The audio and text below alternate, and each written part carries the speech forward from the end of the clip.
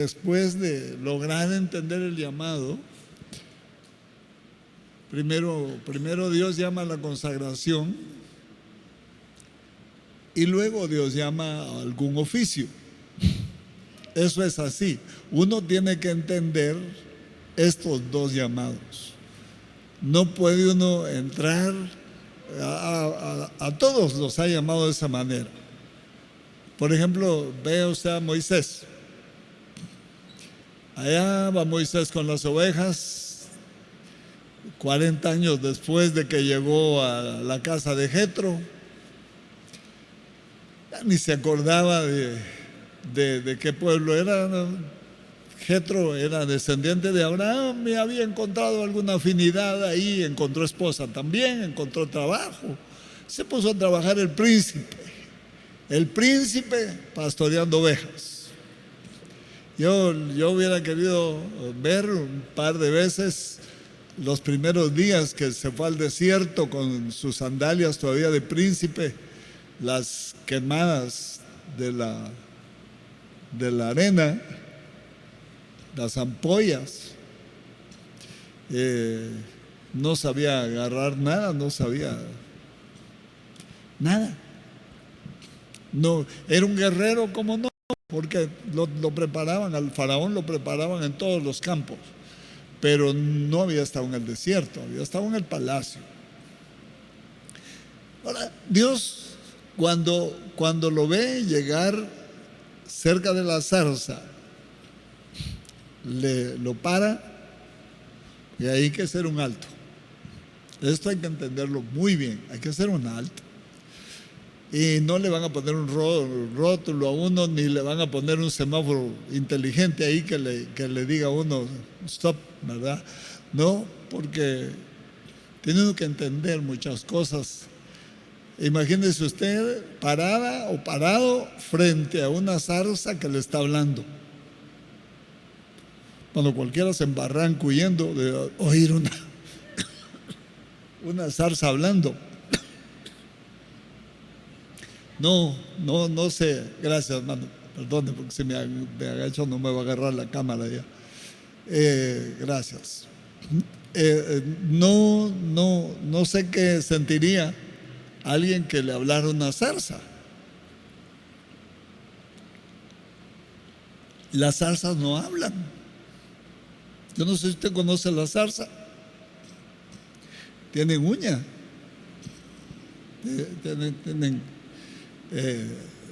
Cuando uno pasa en medio de una zarza, no sale entero al otro lado. Rasca. Las zarzas del desierto son extrañas porque se secan. Se secan el tiempo, bueno, todo el tiempo es seco ahí, ¿verdad? Pero lo extraño es cuando, gracias hermano, muchas gracias. Hoy sí lo necesito más que nunca. Las zarzas son extrañas en el desierto. Cuando uno viene, a mí me ha tocado atravesar el desierto de Arizona manejando, cuando traía buses para la iglesia. Hace años ya no voy, pero traía buses. Me traje uno una vez de North Hollywood.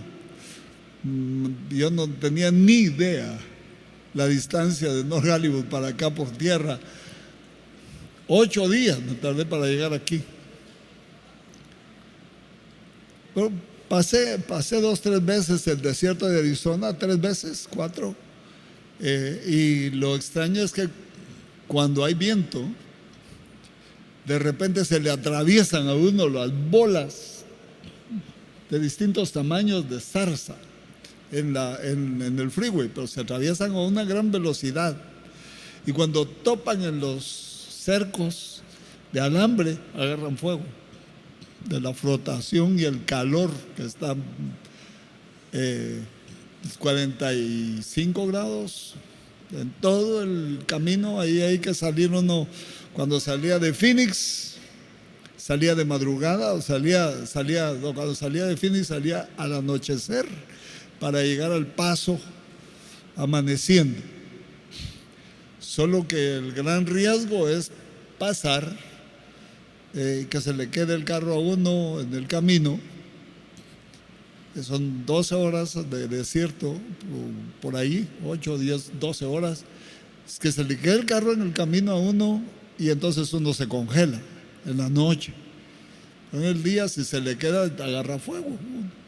Ahí no puede uno dejar un carro estacionado en la calle más de un día, porque cuando uno lo va a arrancar se queda pegada toda la banda de la llanta. En Phoenix, que ahí es donde comienza el desierto. Entonces uno debe aprender a vivir en el desierto porque se muere. Yo no sé cómo el príncipe logró vivir en el desierto. Que era un príncipe, hermano. Si los príncipes hasta los bañan.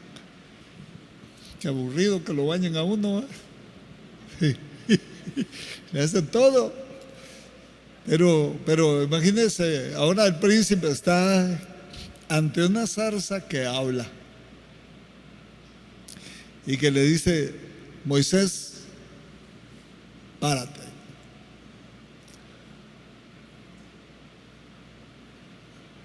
Porque el lugar donde estás es un lugar santo. Y le da instrucciones. Ahí comenzó la plática. Él no había hablado con Dios nunca. Solo había averiguado que era de los niños que Faraón echó al Nilo y que a él lo salvó la hija de Faraón. Eso lo sabía. Y lo sabía por los murales que vio en el palacio, porque la historia estaba escrita en los murales del palacio. Entonces, ya eso es para entrar, ¿no? Samuel es un niño y le dice Dios: Samuel, Samuel, Samuel, Samuel. A él no le pone requerimientos porque era un niño. A Pablo lo bota en el camino de Damasco y lo manda con un tal Ananías. Pero ¿sabe por qué no le dijo quién era Ananías?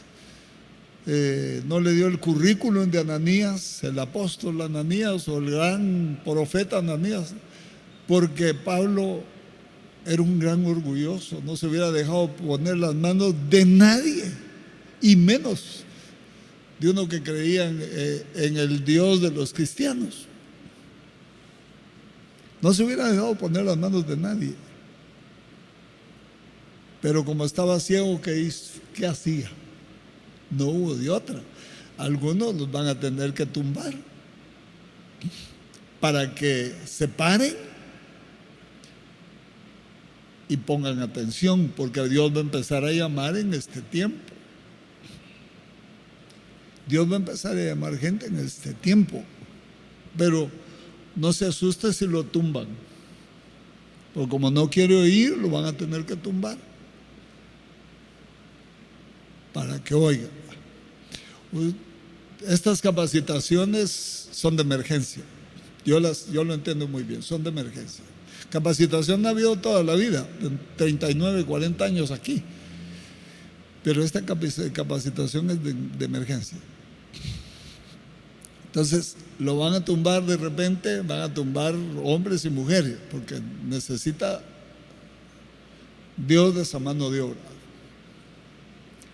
O como estamos nosotros, le contaba a alguna hermana que estaba yo ante un tema del compendio, ya lo reinicié, ya comencé otra vez a trabajar en el compendio, ya pasó lo más duro del trabajo, porque no, lo tuve que detener debido a que todos los cultos los tenía que transmitir, tenía que preparar material, no podía seguir, pero ahora ya lo reinicié. Entonces estaba con un tema que no le hallaba por dónde entrar, porque este compendio va a tener un componente puramente teológico, bíblico teológico, pero más teológico que bíblico. Entonces estoy tratando yo de que cada uno de ustedes empiece como un niño, bebé, a hablar teología, a hablar terminología teológica. Yo le voy a dar hoy una noticia. Usted ya no es salvadoreño. Usted, su ciudadanía está en el cielo y tiene que hablar así. ¿Sí? Ya no diga palabras de aquí, sobre todo las palabras feas, menos, ¿verdad? Va a tener que aprender a hablar así. Vamos a tener que aprender a hablar así. Entonces, vaya, veo yo, a Abraham lo llamaron y no hizo caso. No sé si se da cuenta usted de eso. Fíjese que en el capítulo 12, verso 1 dice: pero Jehová había dicho a Abraham: sal de tu tierra, de tu parentela, de la casa de tu padre. Y en el capítulo 11 no aparece esa entrevista. No, saber cuándo le había hablado y no hizo caso. Y todavía no salió. ¿Sabe por qué? Porque dice: y Taré, su padre, tomando a Abraham y a Sara y a Lot, salieron camino de Canaán. ¿Y Taré qué? Que él era el patriarca, él mandaba, así que él tomó el control y a él no lo habían llamado. Note usted que podría salir la señora, si en caso la señora manda, en la casa podría salir ella. Pues yo solo estoy haciendo una suposición. El llamado es el que tiene que salir, encabezando su familia. El que es llamado, porque él es el que va a conocer el camino. Nadie más. Taré solo salió a morirse.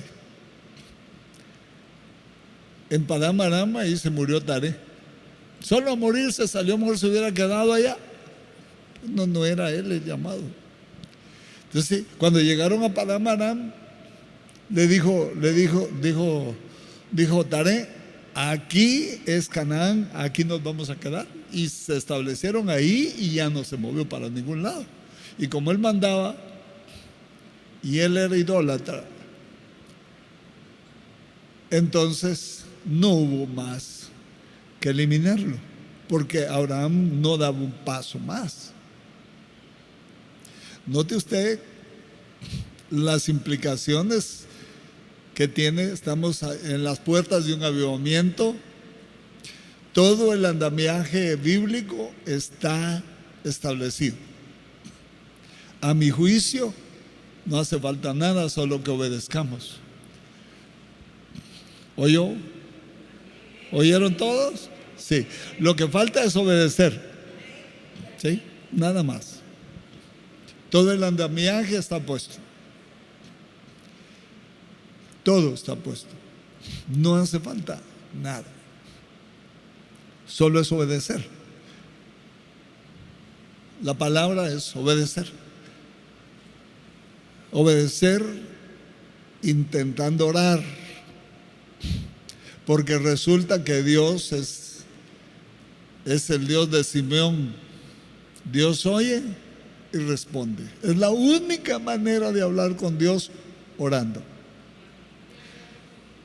No se puede llamar por teléfono, no se puede chatear con Él, no se puede hablar no se encuentra en Facebook, no se encuentra en ninguna red social, no se halla a Dios en ningún lado más que en el altar. Esto no es grato para la naturaleza humana, no es grato. Y va a ver usted los saltos cuando Dios llame a orar. Van a brincar muchos que han venido buscando a Dios por años, pero cuando se encuentren que hay que orar, que hay que ayunar y que hay que buscar la palabra, van a decir, ese no es el Dios que yo quiero. Estamos acostumbrados a hacer nuestra voluntad. Y lo más seguro es que va a pasar en medio nuestro también.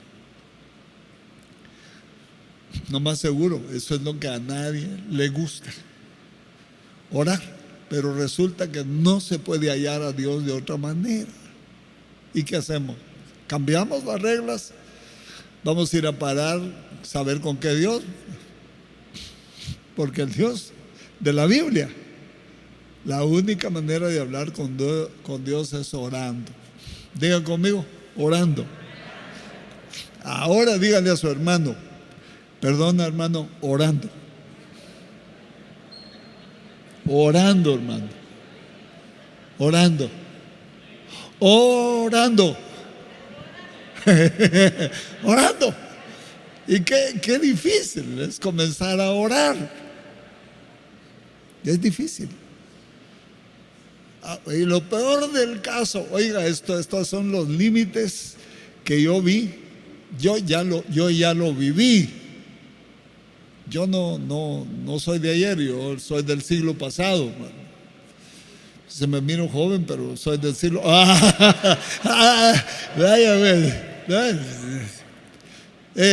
Soy del siglo pasado. Entonces yo ya viví eso. Resulta, hermano, que uno está buscando a Dios. Mucha gente en ese tiempo estaba buscando a Dios por años. Y cuando se encontró con que con Dios solo habla al que habla con Él. Dios dice que ama a los que le buscan, a los que madrugando le buscan, dice. Fíjese. Entonces Dios habla con los que hablan con Él. Dios no lo va a interrumpir a usted en su camino si no quiere hablar con Él, no se preocupe. Sería demasiada misericordia, ya mucho, ¿verdad? Mucho pedir. Entonces, esto así es. Entonces, la entrada es así. Solo hay que aprender a orar. Y hay que aprender a orar a Dios. Hay que saber a quién le estamos hablando.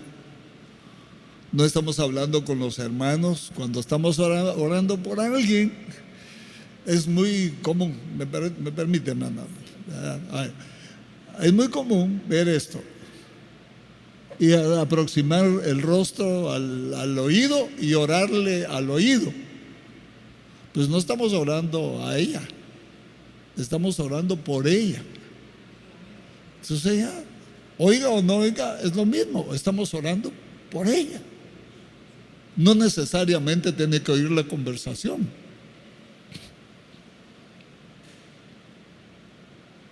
Entonces vamos a empezar a aprender algunos aspectos más adelante. Para mí me llamó la atención porque estaba yo ante un tema, no le terminé de decir, ante un tema que ya lo había hecho hace 5 años, cuando saqué el otro compendio. Por alguna razón se nos traspapeló y no se incorporó en el compendio. Entonces ahora me quería asegurar que iba a ir en el compendio. Y entonces me mandaron algunos que habíamos hecho como nada más, diríamos algo sencillo, ¿no? Lo habíamos hecho ya para predicar, ya habíamos enseñado sobre la materia, pero el tema no estaba bien como lo quería yo, ¿verdad? Y no hallaba por dónde entrarle, porque es un tema muy difícil, controversial, teológicamente controversial, y se necesitaba de alguna manera la luz de Dios. A las 3 de la mañana me desperté y lo primero que llegó a mi mente fue el tema. Dije, oye, ¿cómo voy a hacer este tema? Pero a las 3 de la mañana pensando en el tema.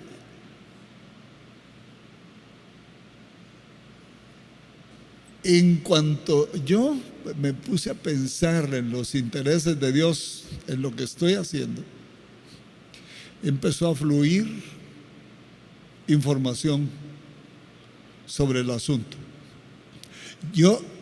A mí Dios me ha hablado Biblia, instrucciones bíblicas, pero nunca me había dado instrucciones teológicas, interpretaciones. Se supone que eso lo tengo que buscar yo en los libros. Eso es una caja de herramientas,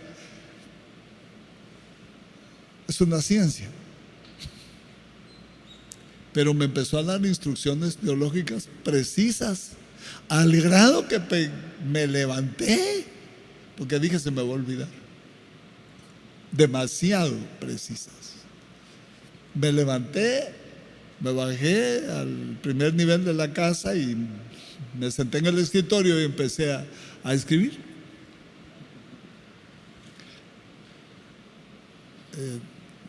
Había pasado como 3, 4 días preocupado en el asunto y resultó que en hora y media estaba hecho. Es que cuando Dios habla, no hay problema. Cualquier cosa se resuelve.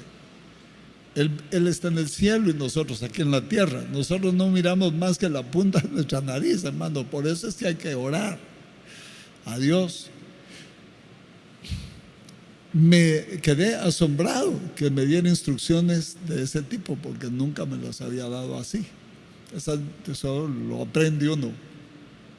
Lo aprende uno en libros. Entonces, la entrada va a ser o un tumbón, porque no hace caso, o un rótulo. No sé cómo le hablaría a Moisés, en qué idioma, si en egipcio, le habló en el lenguaje, el idioma de Madián, o le habló en hebreo. Lo más seguro es que en hebreo, porque le estaba hablando del Dios de sus padres. Entonces, seguro en hebreo antiguo le habló. Entonces nos va a hablar en un idioma, de una manera comprensible, que vamos a entenderlo perfectamente. No se oye a veces la voz, pero se entiende. Sí, estoy tratando de dejarle instrucciones precisas para que cuando Dios le hable, usted lo entienda. Como se acuerda que Elí le dio una instrucción a Samuel. Le dijo, ve, acuéstate, y si te vuelve a hablar, fue la tercera vez, si te vuelve a hablar, dile, heme aquí, Señor, habla, tu siervo oye.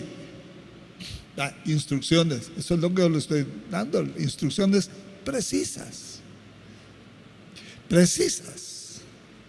porque Dios va a empezar a hablar. Y cuando nos empiece a hablar, hay que tener instrucciones precisas, no suposiciones, sino precisas, como estas que estoy dando hoy. Esto es como la entrada.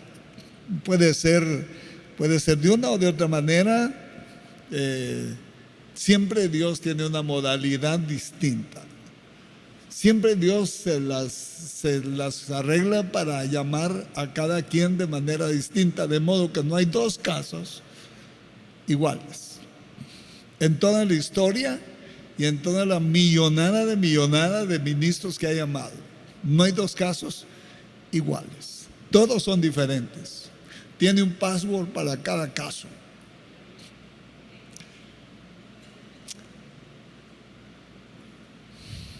Estaba yo recibiendo instrucción para hacer el documento de identidad personal en Guatemala bajo régimen militar y con un proyecto de Israel.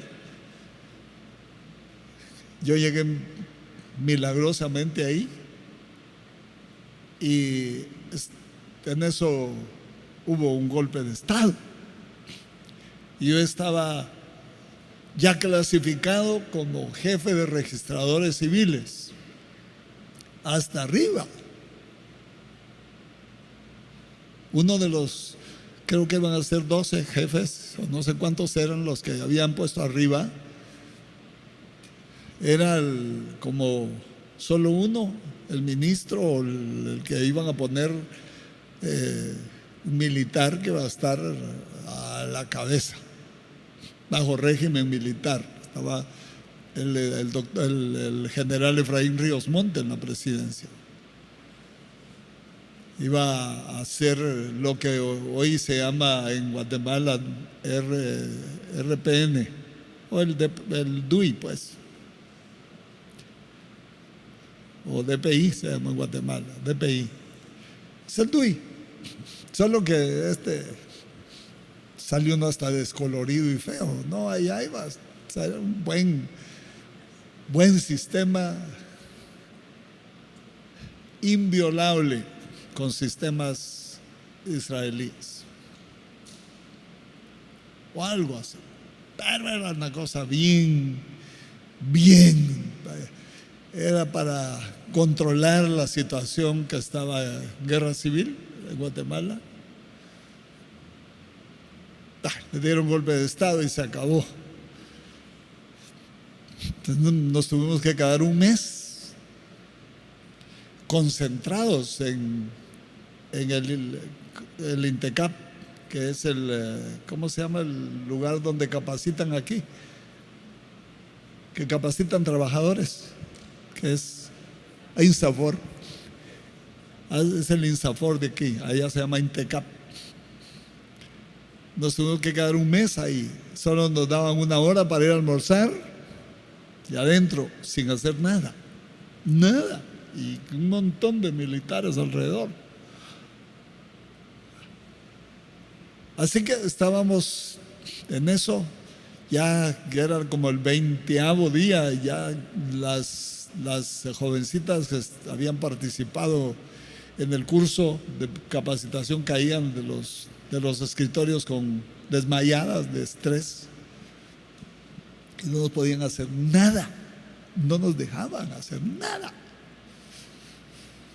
Estábamos en nuestra aula y nos dijeron de una vez: les vamos a pagar su tiempo, pero están ahí. No podíamos, solo salíamos a la casa a dormir y a las 8 adentro y hasta las 6 de la tarde, una hora para almorzar. Salí a almorzar al parquecito de enfrente junto con otros compañeros y todos estaban platicando del asunto y yo me quedé dormido, fíjese, fui el único que me dormí.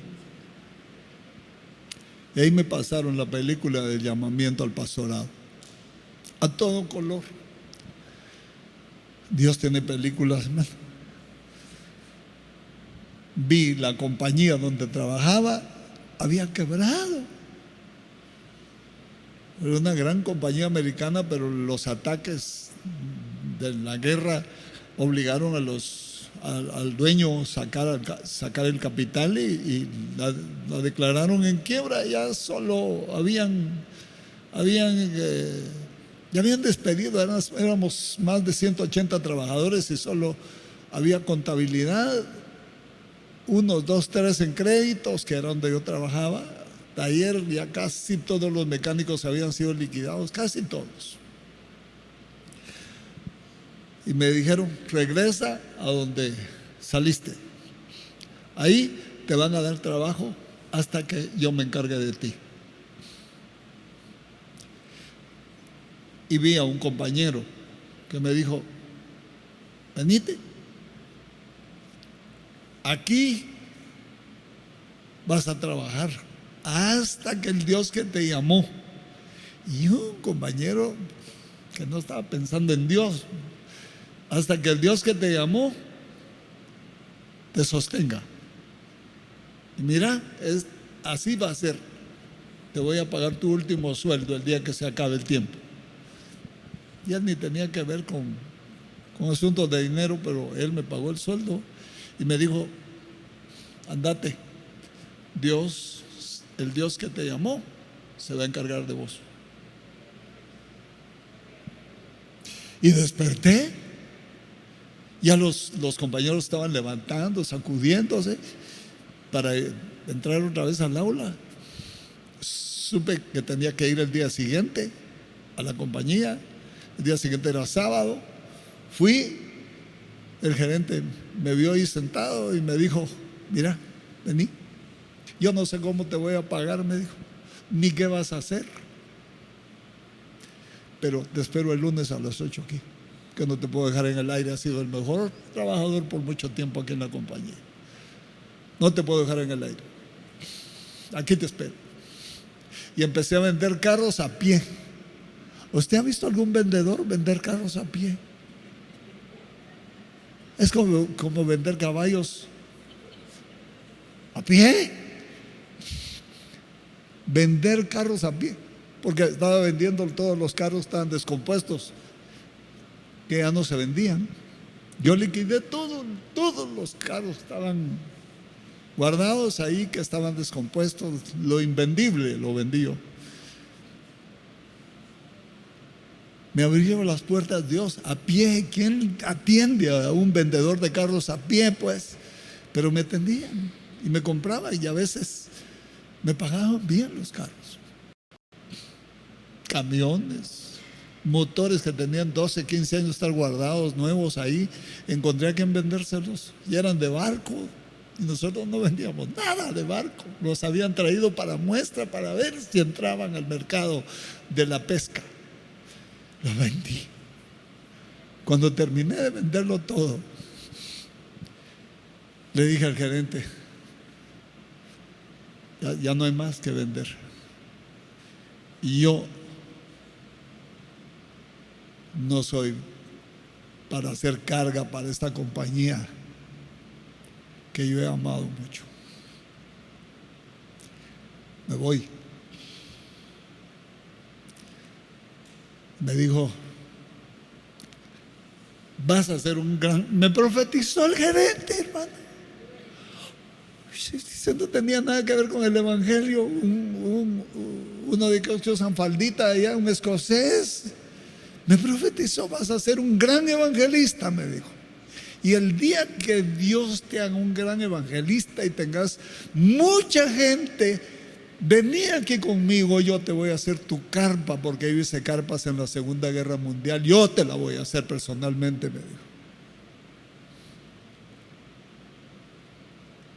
Salí, y aquí estoy. Salí seguro.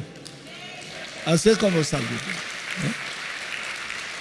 Esa es la manera. Ya para llegar aquí fue otra historia que usted ya conoce, pero ahora es como salir de esto, porque también hay que saber, antes de entrar, hay que saber cómo salir. Y tal vez yo le dejo el primer modelo, porque le voy a enseñar algunos modelos. Aquí está el primero, 12 del primer libro de Samuel. 12:1. Dios mío. Dijo Samuel a todo Israel: he aquí, yo he oído vuestra voz en todo en cuanto me habéis dicho, y os he puesto rey. Ahora pues, he aquí vuestro rey va delante de vosotros. Yo no estoy refiriéndome a mí, yo soy joven, pero es Samuel el que está hablando, no yo. Yo ya soy viejo y lleno de canas. De alguna manera hay algún parecido, pero hay algunos que me ganan, pero ahí vamos. Pero mis hijos están con vosotros, y yo he andado delante de vosotros desde mi juventud hasta este día. Acuérdense que él llegó niño ahí, 12, 13 años, 12 años lo más, porque ese era cuando se entregaban los hijos. Habían dos operaciones, una a los 8 días para la circuncisión. ¿Por qué a los 8 días? Porque a los 8 días la curva de coagulación de la sangre del ser humano está en su mayor pico. Entonces era cuando los circuncidaban, para que no fuera a haber hemorragias o cosas así. Como no había lo que hay hoy, tampoco era necesario, pero hay hoy y hay que usarlo porque nosotros no sabemos. Pero si supiéramos cómo Dios maneja la salud de su pueblo, estaríamos bien, estaríamos mucho mejor. No estoy diciendo que la ciencia médica sea mala, estoy diciendo que si Dios manejara esto y nosotros entendiéramos, sería mucho mejor. Si usted se acuerda cómo se llevó el pueblo de Israel por el desierto, 40 años. Les enseñó qué comer y qué no comer. Y cuando comieron lo que no debían, les hizo mal. Cuando hicieron lo que no tenían que hacer, les fue mal. Así es a nosotros hoy también. Lo que pasa es que uno se hace el desentendido. Bueno, pero ahí vamos. Vamos, mire, ¿qué dice? Desde mi juventud hasta este día, él estaba como cerrando una etapa. Aquí estoy, atestiguad contra mí delante de Jehová y delante de su ungido, si he tomado el buey de alguno, si he tomado el asno de alguno, si he calumniado a alguien, si he agraviado a alguno, o si de alguien he tomado cohecho para cegar mis ojos con él, y os restituiré. Entonces dijeron: nunca nos has calumniado, ni agraviado, ni has tomado algo de ningún hombre. Y él les dijo: Jehová es testigo contra vosotros, y su ungido también es testigo en este día, que habéis hallado, que no habéis hallado cosa alguna en mi mano. Y ellos dijeron: así es. Bueno, entonces, como estamos viendo la puerta de entrada y la puerta de salida, usted y yo tenemos que saber entrar, pero también tenemos que saber salir.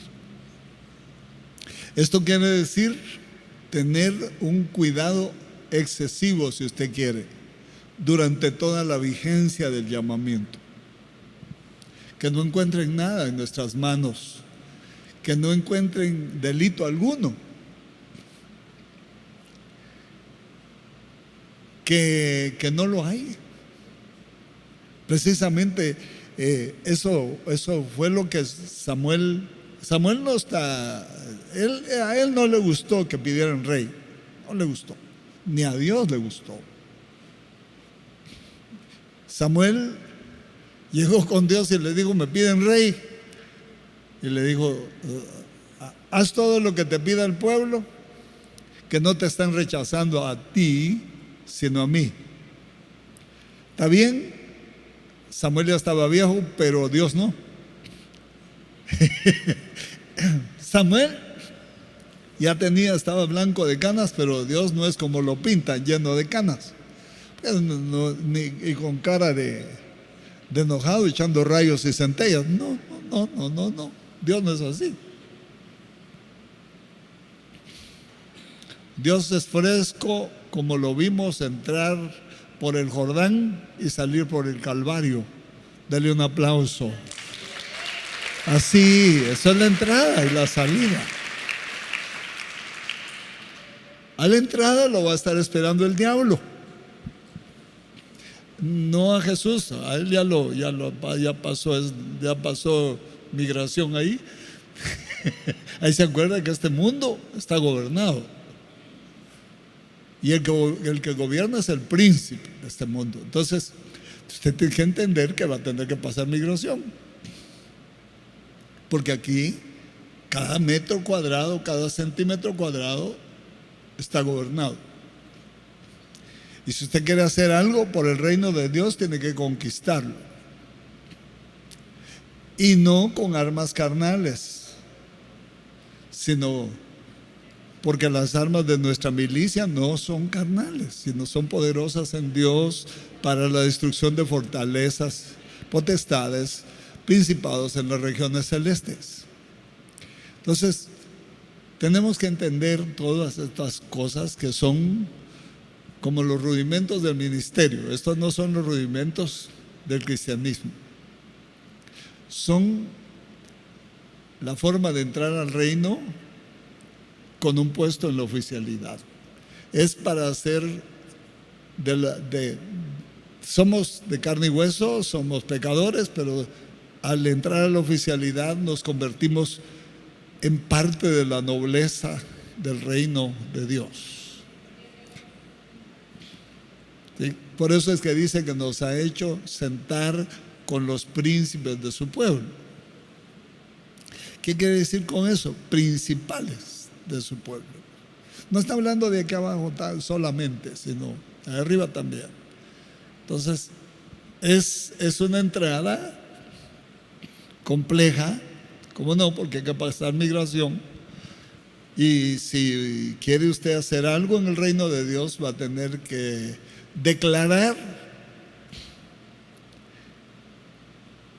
declararle la guerra al enemigo de Dios, no a los suyos, porque ya no va a poder tener. En el momento que usted se volvió de la nobleza, dejó de tener una relación sentimental con los seres hijos de Adán. No tiene por qué pelear con ellos, no tiene por qué hablar de ellos, no tiene por qué. Cada quien tiene su manera de vivir, déjelos, sea verdaderamente libre y no se comprometa con su boca, porque es delicado si uno es de la oficialidad del reino. El diablo se pone muy mal, de mal carácter, cuando mira que alguien está prosperando. Y si no, mire a Job. Estaba en una gran posición y Dios tenía un criterio acerca de Job, dio una hoja, dio una recomendación Dios de Job, pero qué recomendación. ¿No has visto a mi siervo Job, que es temeroso? Qué criterio acerca de un hombre, no mucho se oye a Dios hablar así. Apenas dijo de Abraham, dijo: ese es mi amigo. Pero dar testimonio de la forma en que Job se comportaba, su conducta, ya dio mucha información de tipo laboral, diríamos, si usted quiere, lo que Dios había hecho, lo que Dios había visto en Job, cómo era su conducta aquí en la tierra. Y pues lo pidió. Entonces, en el camino le puedo asegurar que van a haber unas cuantas sacudidas. De repente no va a ser el diablo personalmente que pida zarandearlo a uno, porque depende de la jerarquía. ¿Sí? Las jerarquías son pares: jerarquía de la luz, jerarquía de las tinieblas. Entonces, esas son las personalidades que comparecen delante del tribunal de Cristo a pedir algo aunque Él es el acusador de nuestros hermanos, dice, y acusa día y noche ante el tribunal de Cristo. Él es un acusador. Entonces va a tener que pasar seguramente en el camino algún tipo de turbulencias que a final de cuentas le van a ayudar para bien. Porque pasando de esas turbulencias, cada turbulencia le va uno abriendo los ojos, le va uno, lo va atemperando al nuevo ambiente. Son ascensos, después, bienaventurado el hombre que resiste la tentación, dice. Después que hubiere padecido un poco de tiempo, se le dará la corona de vida, dice. No dice de la vida, no es la corona del final, es corona aquí. O sea, son ascensos, son coronas invisibles. Aquí las coronas no se ven, las coronas de los dientes sí, pero las de aquí no, ¿verdad? Usted, eso sí se ven, sobre todo cuando se ríe y tiene una corona, se ven. Entonces ve usted que al final Samuel nos mostró aquí en la tierra cómo rinde cuentas en el reino de Dios cuando uno termina su trabajo. Nos dio una sombra, ¿sí? Porque ahí estaba el ungido. No dio ninguna rendición de cuentas antes de que estuviera el ungido. Él ni Dios estaba de acuerdo con que hubiera un ungido, porque había uno allá arriba. Rey no era necesario porque rey había allá. Y va a haber en el trono de David, desde luego que va a venir, pero lo pidieron ellos. Ellos querían ser como las otras naciones, pero resulta que las otras naciones no son igual que Israel. Entonces ellos lo que querían era igualarse a Israel, y eso a Israel le ha costado miles de años de llanto, de lágrimas y sufrimiento. Miles de años, así como usted lo oye. Generaciones tras generaciones llorando debido a sus malas decisiones. Siempre que han tomado una decisión, la han tomado mal en el sentido espiritual. No han sido muy entendidos en ese sentido. En el sentido científico, pues no podemos decir nada acerca de Israel, porque Israel es un país como El Salvador, exactamente del mismo tamaño, tal vez un poquito más pequeño. Sin embargo, un país como El Salvador le ha dado a la humanidad tantos más premios Nobel, el paísito ese, que los que ha tenido toda la humanidad en su conjunto en la historia. Solo para que tengan una idea de quiénes son los judíos en esta tierra. Son únicos. Solo que su sabiduría se les ha vuelto lazo porque no entienden a Dios. Para entender a Dios hay que bajar la cabeza. Para entender a Dios hay que humillarse. Eso era lo que no hacía Marta. Y es lo que no quiere hacer nadie. Lo que hacía María. ¿Qué hacía María? Se sentó. ¿Y qué hace uno sentado? Pues nada. Nada. Esa era la pregunta de Marta. ¿Qué hace mi hermana sentada ahí? Y tú no tienes cuidado, regañando a Dios. Imagínense, una persona afanada termina regañando a Dios por las actitudes de otro. Porque a final de cuentas, todos somos sus hijos. Y cuando usted habla mal de uno de sus hijos, o yo hablo mal de uno de sus hijos, está diciéndole a Dios que no sabe criar sus hijos, que no es apto para criar hijos, que sus hijos no sirven, que sus hijos son defectuosos,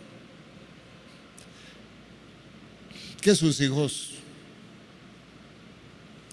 no pasan el examen del juez que está juzgando, ¿no? Pero él sabe cómo lleva a sus hijos. ¿A qué padre le gusta que le hablen mal de sus hijos? Últimamente a nadie tiene derecho de hacerlo, pero lo hacen, ¿verdad? Aunque el hijo esté más torcido que una escopeta,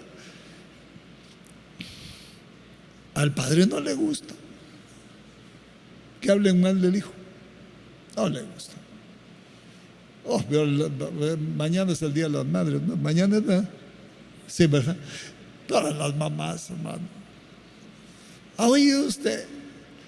A mí me parte el alma oír a las madres de muchos muchachos que no están caminando, que no caminaron bien. Lloran. Dice, mi hijito, a saber cuántas cosas ha hecho, pero la mamá está diciendo, él es inocente.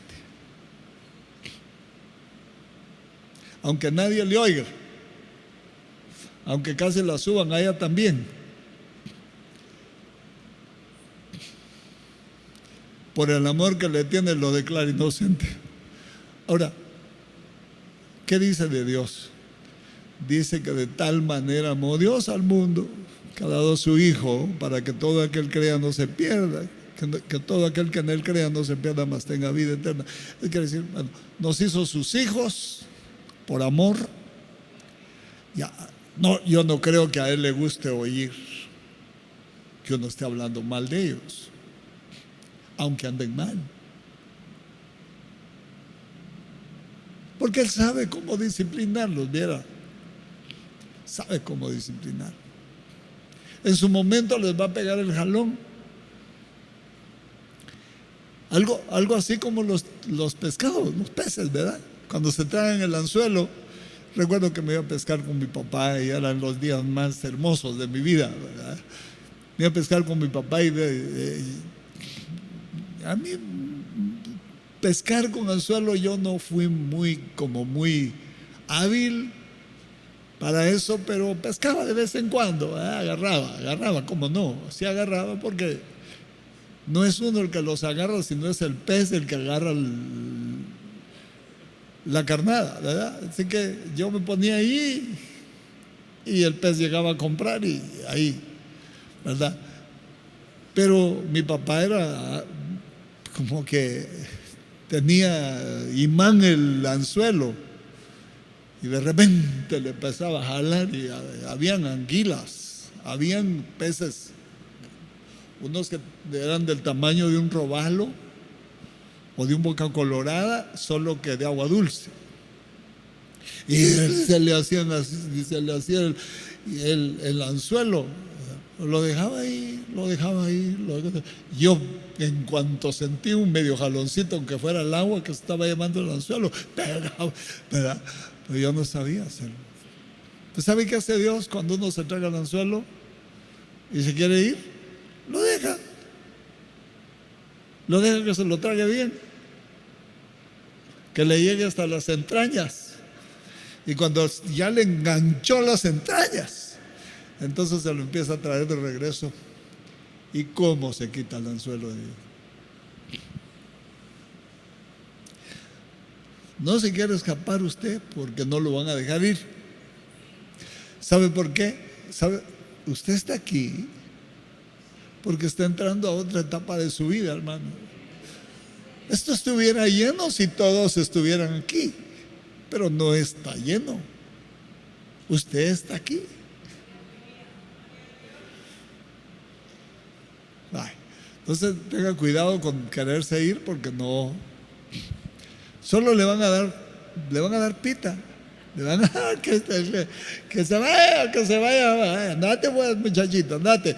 Pero no le gusta, como no le gustaría a nadie que hablaran mal de sus hijos, menos a Dios. ¿Sabe qué le dijo a Samuel? Déjalos. No te han rechazado a ti. No fue contigo el asunto.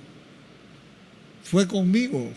Deja que yo arregle las cosas. Tú no las pudiste arreglar en no sé cuántos años, no las vas a arreglar ahora. Y has sido un excelente juez. Qué mejor que Samuel, ¿no? Profeta, escritor, juez. Estuvo como sumo sacerdote un tiempo, hasta que llegó el nuevo sumo sacerdote, como Moisés, que entraba. Él fue el que se quedó en lugar de Elí. Entonces, él la hizo de todo y cambió de jueces a reyes. Y todavía le alcanzó el tiempo para ungir a David. Entonces, nota usted que fue una larga carrera, pero ni siquiera a una persona tan solvente como Samuel le permitió a Dios que hablara. No te preocupes, Samuel. No te rechazaron a ti, no agarres la pita que no es para ti. Esto es conmigo, pero yo soy el que me arreglo con ellos. ¿Sí? Hay que aprender. En el reino, la gente que está llamada a la nobleza del palacio de Dios, del reino de Dios, tiene que saber vivir en ese ambiente, porque si no, solo se va a destituir. Ahí se llevan protocolos distintos a la vida secular o normal. Son protocolos distintos. Es distinto trato. Nosotros ya no estamos para ser servidos. Los que han entendido a qué vinieron aquí, ya no estamos para ser servidos, sino para servir. Se cambiaron los papeles, ¿no? ¿No le parece a usted? ¿Qué esperó usted cuando vino a la iglesia? Pues que le sirvieran, que lo atendieran, y sí, seguramente el hecho que esté aquí es porque seguramente le dieron las atenciones que usted esperaba. Vio unos cuantos que le caían mal, unos cuantos que a lo mejor actuaron mal con usted, pero usted se quedó, ¿verdad? Pasó todos esos momentos de turbulencia que no entendía y llegó aquí. Pero a más estatura, mayor exigencia. ¿Entendió esas palabras?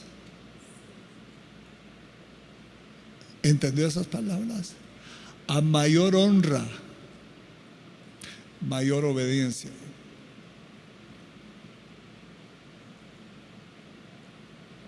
No se equivoque. No se equivoque en esto, porque esto es delicado. Aquí en estos terrenos ya no puede uno andar con sus zapatos. No puede uno andar con sus propios zapatos.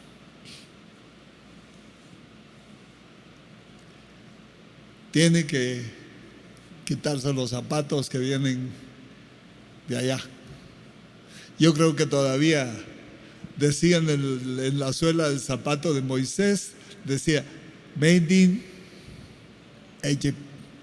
No sé si así se dice, no sé cómo se dice, Egipto. Made in Egipto, pues, mejor. Para ser más claro, hecho en Egipto. Pero le miró la suela y le dijo, no, con esos zapatos no. Stop here.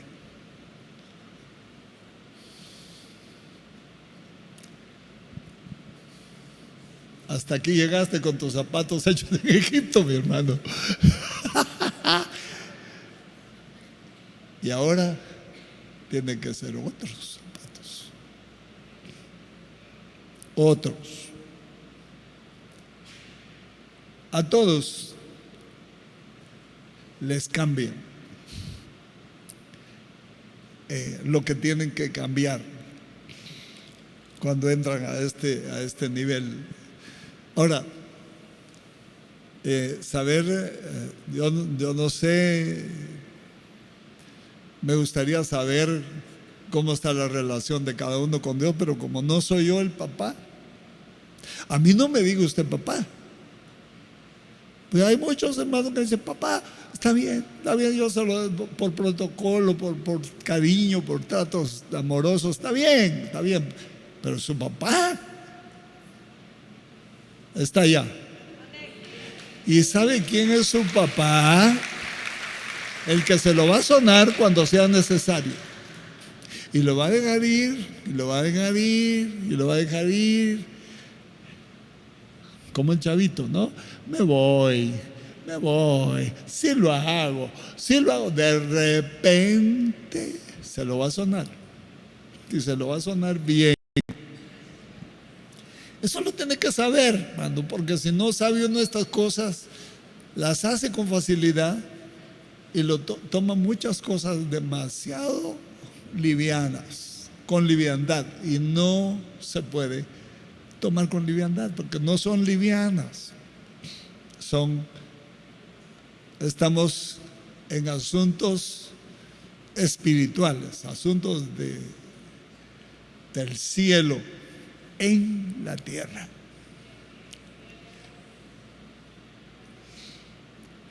Esto es maravilloso, hermano. Maravilloso.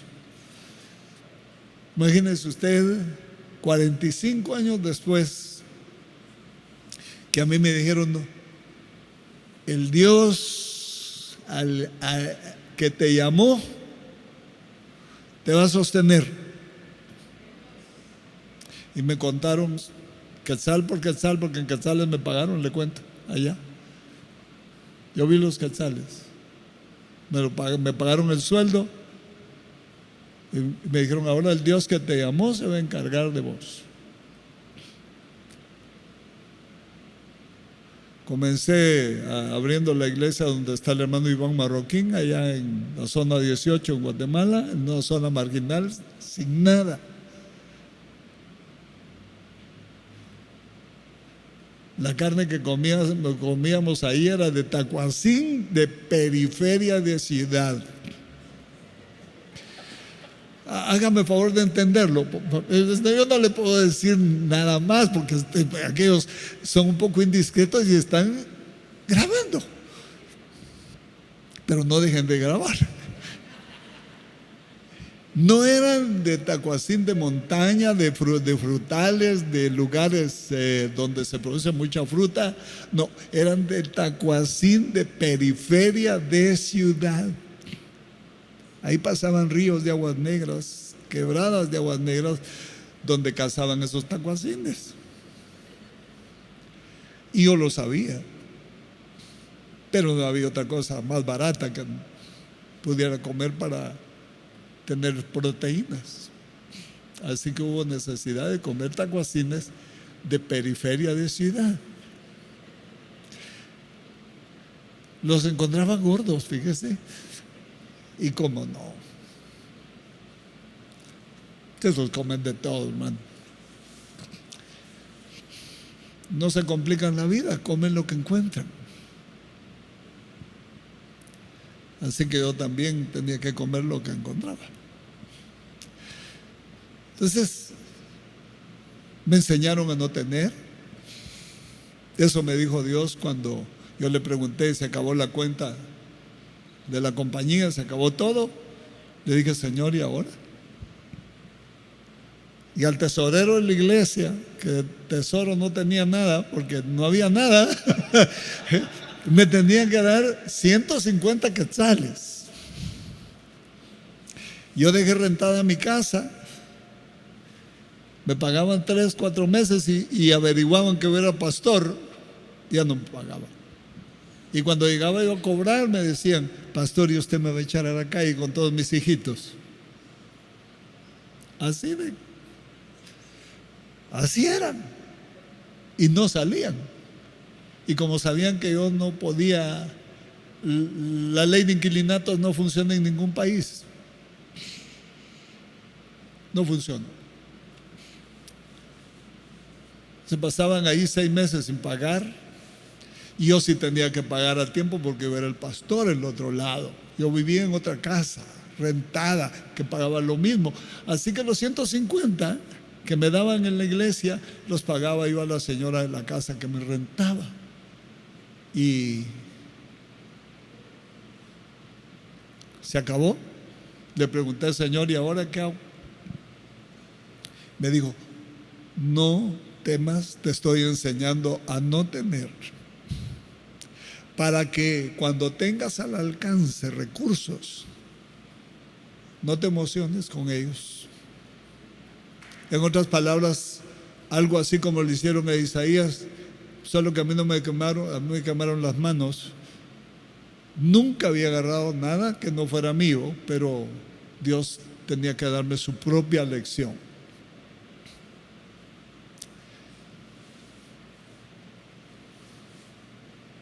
Así es Dios. Algunos se asustan cuando me ven venir en mi camioneta, pero ¿y en qué me muevo? No voy a andar a pie. Pero son cosas que las compré con mi dinero,